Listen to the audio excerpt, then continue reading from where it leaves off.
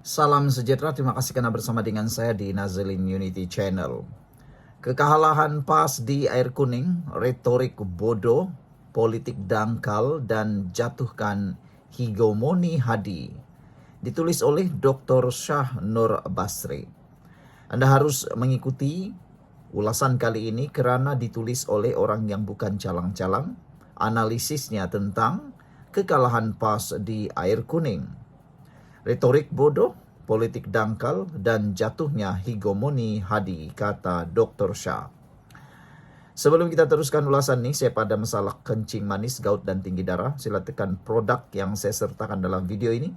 Produk ini sangat bagus, membantu ramai orang, dan beribu-ribu orang sudah melihat dan ada yang membelinya.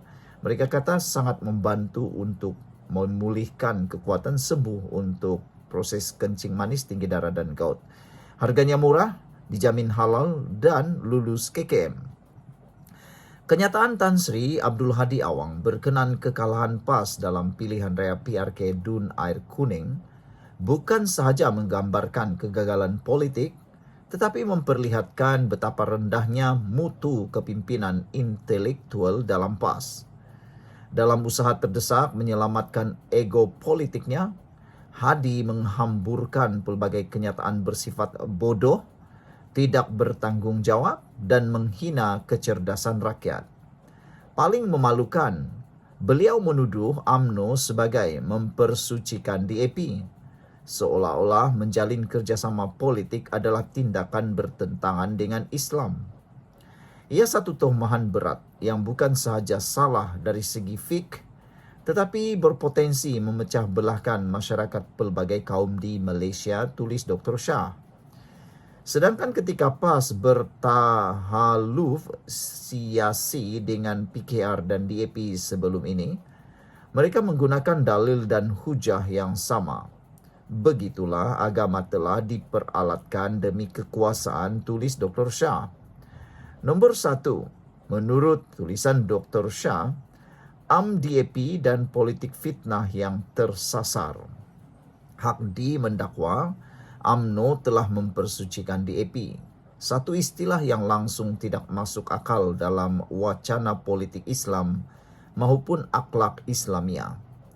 Kenyataan itu bersifat hasutan dan berniat jahat, bertujuan menanam kebencian kaum dan memperbodohkan rakyat. Kononnya sesiapa bekerjasama dengan bukan Islam telah keluar dari garis perjuangan Islam. Realitinya, PAS sendiri pernah bersahabat erat dengan DAP dalam Pakatan Rakyat. Bukankah ketika itu mereka berdakwah di pentas yang sama? Kini apabila PAS terpinggir, naratif berubah. Bukan berdasarkan prinsip tetapi dendam politik dan ketakutan kehilangan pengaruh. Nomor 2. Hina intelektual rakyat hanya faham fardu ain. Lebih menyedihkan, Hadi turut mendakwa bahawa rakyat belum cukup faham politik Islam dan hanya memahami fardu ain. Ini adalah penghinaan terang-terangan terhadap rakyat Malaysia yang semakin celik dan kritis. Apakah ratusan ribu rakyat yang mengundi kerajaan perpaduan adalah umat yang tidak faham Islam? Atau sebenarnya Hadi yang gagal memahami bahawa politik Islam bukanlah sekadar menyebut hudud di pentas ceramah, tetapi menzahirkan prinsip keadilan, accountability, dan isyan dalam pemerintahan. Nombor 3. Tolak realiti guna agama sebagai tameng kegagalan. Setiap kali PAS kalah, yang dipersalahkan ialah rakyat, bukan strategi, bukan calon, bukan kelemahan mereka sendiri. Yang ini panjang lebar kita ulas. Setiap kali PAS kalah, tetaplah PAS akan mencari kambing hitam. Mereka tidak pernah mempersalahkan strategi mereka yang sehingga tergamak mencari sisa najis babi di sungai, bahkan menggunakan isu-isu yang sensitif termasuk ladang babi itu. Mereka tidak pernah pula salahkan itu adalah strategi yang salah, sehingga pengundi Cina tidak mau mengundi mereka dalam PRK Air Kuning. Mereka hanya mempersalahkan orang, mempersalahkan DAP, mempersalahkan UMNO DAP, mempersalahkan para pengundi yang kononnya tidak memahami politik Islam sepenuhnya. Dengan itu, ini adalah satu tindakan yang memang sangat memalukan apabila tidak mahu mengakui kelemahan sendiri, tapi mencari kelemahan orang lain. Asik-asik yang disalahkan ialah para pengundi yang mengundi orang lain. Asik-asik yang akan menjadi salah ialah, apalagi kalau bukan DAP, dan DAP, diratim terus DAP. Tapi di Kelantan Terengganu tiada DAP pun, mereka tetap juga ketinggalan berbanding negeri-negeri yang lain. Jadi siapa punya salah? Takkan salah DAP juga, kata netizen. Dalam PRK Kuning, rakyat menolak PAS bukan kerana mereka tidak faham Islam, tetapi karena PAS menawarkan politik murahan, kebencian dan ketandusan dasar. Sebaliknya, calon kerajaan perpaduan membawa mesej perpaduan, pembangunan dan penyelesaian konkret. Menyalahkan rakyat adalah bukti pemikiran feudal Hadi yang melihat rakyat bukan sebagai partner dalam demokrasi, tetapi sebagai pengikut taksub yang wajib taat. Saudara, nomor 4. Islam politik bukan monopoli PAS. PAS sering memonopoli naratif bahawa mereka sahaja pembawa politik Islam. Ini adalah pembohongan intelektual yang membahayakan. Sejarah membuktikan bahawa pelbagai parti dan tokoh dalam dunia Islam telah memperjuangkan politik berteraskan maqasid syariah, keadilan sosial dan pembangunan umat tanpa perlu memaki lawan dan menuduh orang lain kafir. Gagasan Malaysia Madani yang diterajui oleh Perdana Menteri Datuk Seri Anwar Ibrahim menawarkan pendekatan Islam inklusif, progresif dan rahmah. Lebih dekat dengan sunnah Rasulullah berbanding politik takfir dan permusuhan kaum.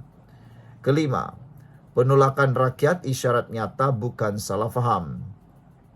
Kekalahan PAS bukan kerana rakyat tidak faham Islam, tetapi kerana rakyat sudah cukup faham bahawa Islam bukan sekadar slogan.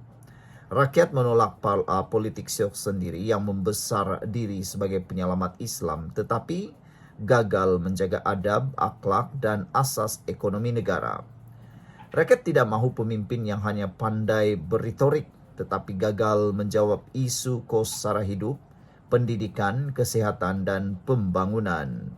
Hadi Awang gagal membaca realiti terperangkap dalam khayalan kuasa. Kekalahan di Air Kuning adalah referendum terhadap keangkuhan PAS dan pemikiran jumud yang dibawa oleh Hadi Awang.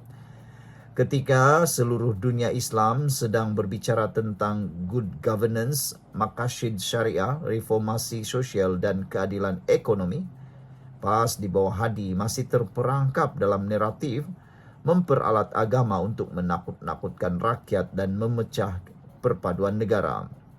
Kenyataan bahawa UMNO mempersuci DAP dan dakwaan bahawa rakyat hanya faham fardu ain bukan sahaja menyimpang dari hakikat realiti, malah menghina umat Islam di Malaysia. Apakah berjuta-juta umat Islam yang memilih untuk menolak PAS itu tidak memahami Islam? Atau PAS yang gagal memahami bahawa politik Islam tidak boleh dipisahkan daripada akhlak, hikmah dan kemajuan insan?